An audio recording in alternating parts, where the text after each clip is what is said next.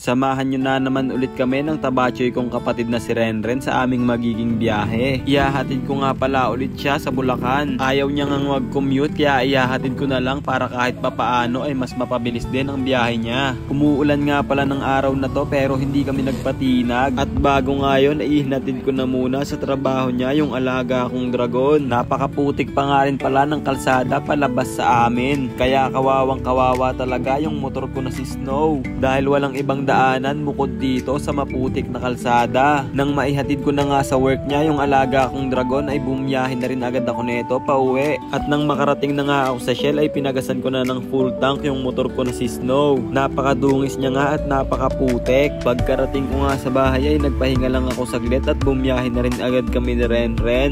Dito nga pala kami dumaan sa may crusher dahil dito kami tinuro ng Google Maps. Mas mabilis nga pala ang magiging biyahe namin dito. Ben, tignan yung daanan guys. Grabe ang lalim mo. Damn. Tignan dito dinaan yung motor. Ito yung pakakitin namin. Pag ganun. Ganun pagod. Kung nga makatulak natin si Snow.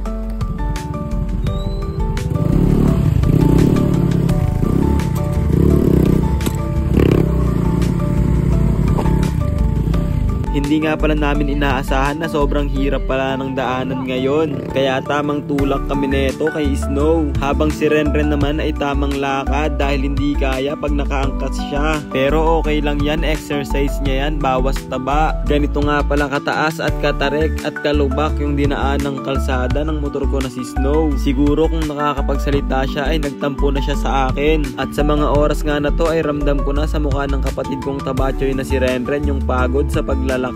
Pero okay lang yan dahil patag naman na yung mga susunod dating kalsada na madadaanan.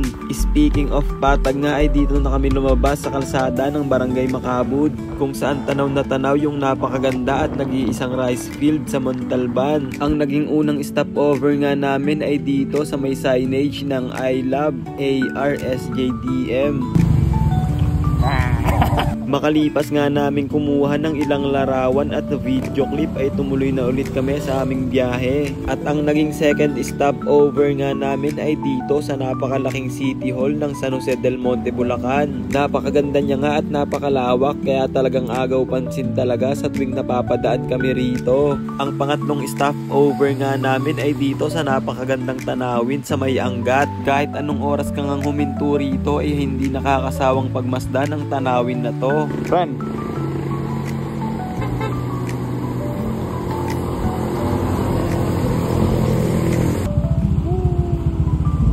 At ang ika-apat na stopover nga namin ay dito sa may arko ng San Rafael, Bulacan. At ang sumunod naman ay dito sa napakaganda at napakalawak na rice field. Bakas na bakas nga yung napakagandang pagkatubo ng mga palay dahil berdeng-berde yung puno nila.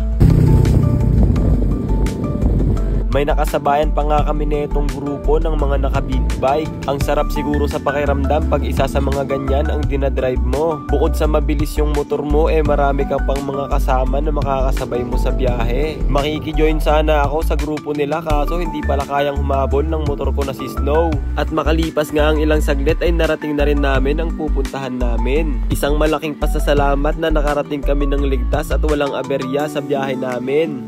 Mayroon dito ang barrel.